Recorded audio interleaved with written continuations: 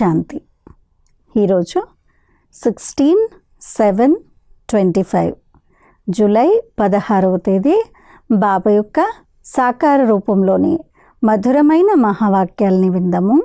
మధురమైన పిల్లలు, సర్వులకు సద్గతినిచ్చే జీవన్ముక్తి దాత మీకు తండ్రిగా అయ్యారు.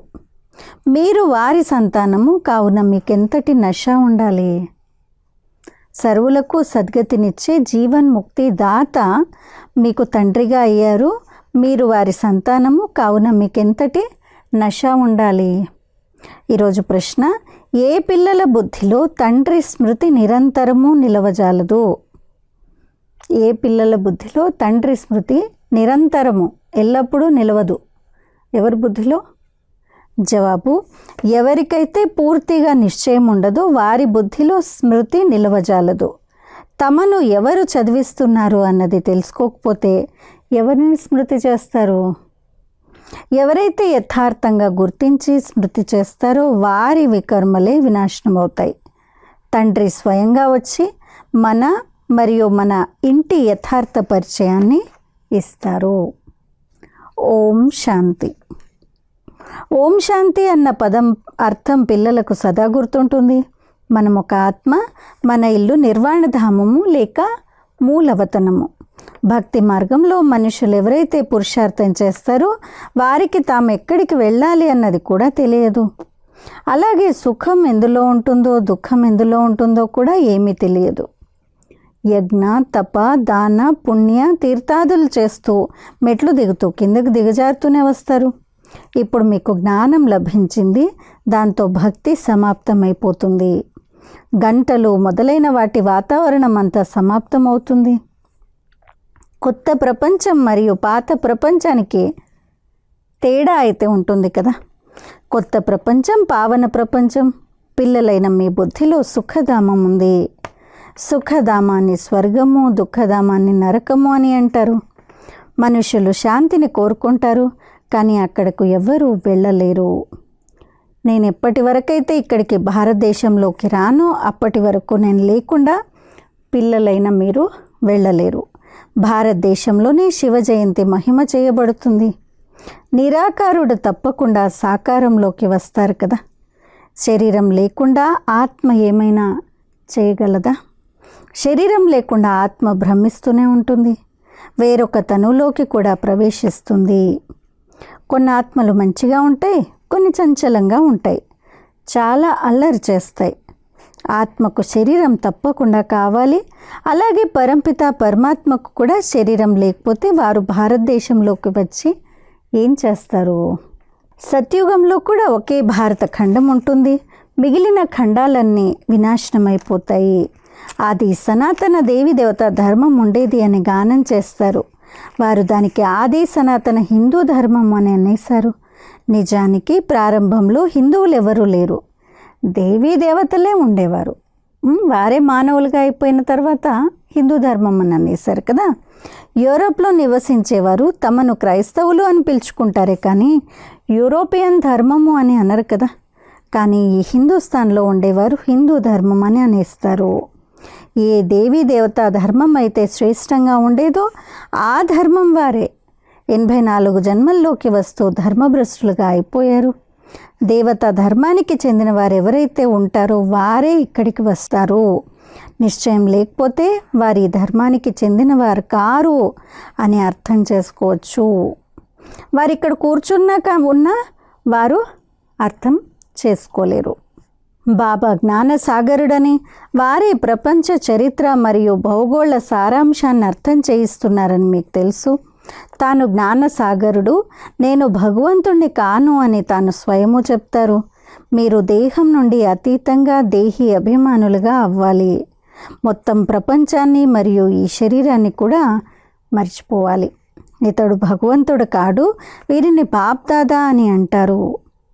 తండ్రి ఉన్నతోన్నతమైన వారు, ఇది పతితమైన పాత తనువు. మహిమ కేవలం ఒక్కరిదే. వారితోనే యోగాన్ని జోడించాలి, అప్పుడే పావనంగా అవుతారు. లేకపోతే ఎప్పుడూ పావనంగా అవ్వలేరు. మరియు చివర్లో లెక్కాచారాలను తీర్చుకొని శిక్షలు అనుభవించి వెళ్తారు. శివబాబా ద్వారా ప్రజాపిత బ్రహ్మ సంతానంగా మీరయ్యారు.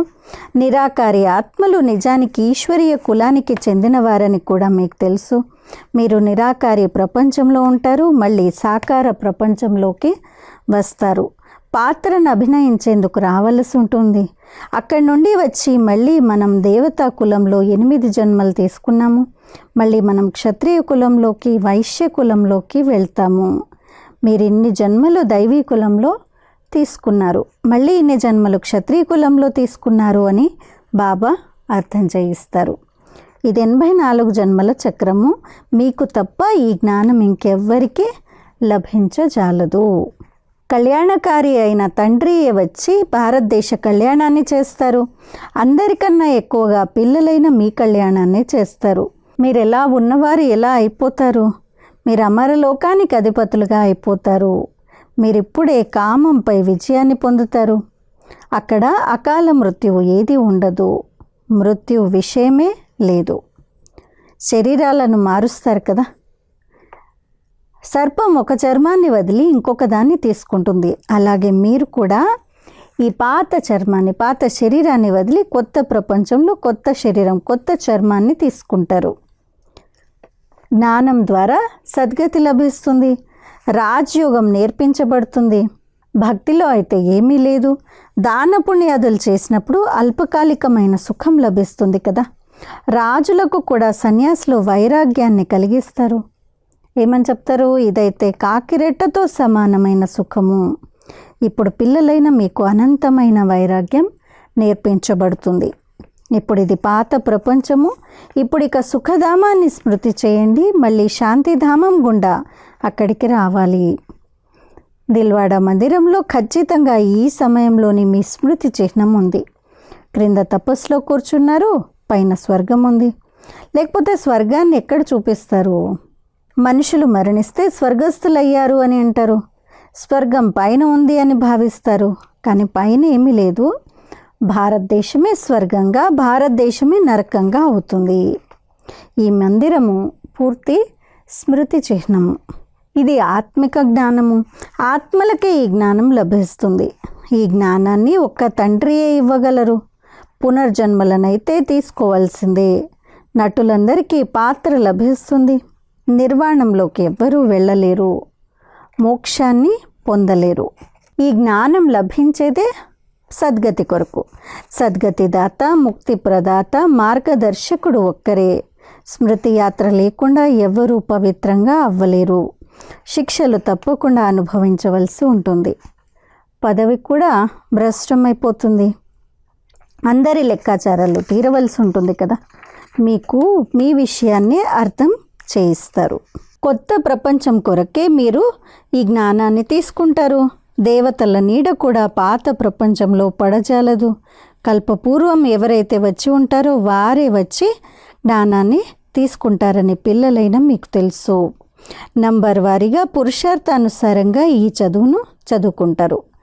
మనుషులు ఇక్కడే శాంతిని కోరుకుంటారు. ఆత్మ శాంతిధామ నివాసి. అంతేకాని ఇక్కడ శాంతి ఎలా లభించగలదు?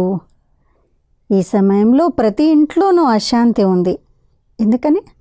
ఇది రావణ రాజ్యం కదా. సత్యుగంలో పూర్తిగా శాంతి రాజ్యం ఉంటుంది. ఒకే ధర్మము, ఒకే భాష ఉంటుంది. अच्छा मीठे मीठे सिक्किलदे बच्चों प्रति माता पिता बाप दादा का याद प्यार और गुड मॉर्निंग. रूहानी बाप के रूहानी बच्चों को नमस्ते. हम रूहानी बच्चों के रूहानी माता पिता बाप दादा को याद प्यार, गुड मॉर्निंग और नमस्ते. ధారణ కొరకు ముఖ్య సారము. మొదటి పాయింట్, ఈ పాత ప్రపంచంపై అనంతమైన వైరాగులుగా అయి మీ దేహాన్ని కూడా మర్చి శాంతిధామాన్ని మరియు సుఖధామాన్ని స్మృతి చేయాలి. నిశ్చయ బుద్ధి కలవారిగా అయి స్మృతి యాత్రలో ఉండాలి. 2, హంసో సోహం అనే మంత్రాన్ని యథార్థ రీతిగా అర్థం చేసుకుని ఇప్పుడు బ్రాహ్మణుల నుండి దేవతలుగా అయ్యే పురుషార్థం చెయ్యాలి. అందరికీ దీని యథార్థమైన అర్థాన్ని వివరించాలి. ఈరోజు వరదానము, సదా సఫలతా సంపన్న భవ. అంతర్ముఖత అభ్యాసం ద్వారా అలౌకిక భాషను అర్థం చేసుకునే సదా సఫలత సంపన్న భవ. అంతర్ముఖత అభ్యాసం ద్వారా అలౌకిక భాషను అర్థం చేసుకునే సదా సఫలత సంపన్న భవ. పిల్లలైన మీరు ఎంతెంతగా అంతర్ముఖి స్వీట్ సైలెన్స్ స్వరూపంలో స్థితులవుతూ ఉంటారో అంతంతగా నయనాల భాష, భావనల భాష మరియు సంకల్పాల భాషను సహజంగానే అర్థం చేసుకుంటూ ఉంటారు. ఏ భాష? నయనాల భాష, భావనల భాష మరియు సంకల్పాల భాష. ఈ 3 రకాల భాషలు ఆత్మిక యోగి జీవితపు భాషలు. ఈ అలౌకిక భాషలు చాలా శక్తివంతమైనవి. సమయానుసారంగా ఈ 3 భాషల ద్వారానే సహజ సఫలత ప్రాప్తిస్తుంది. కావున ఇప్పుడు ఆత్మిక భాషలో అభ్యాసులుగా అవ్వండి.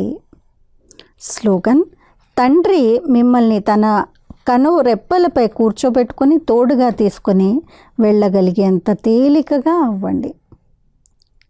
తండ్రి మిమ్మల్ని తన కనురెప్పలపై కూర్చోపెట్టుకొని తోడుగా తీసుకొని వెళ్ళగలిగంత తేలికగా అవ్వండి.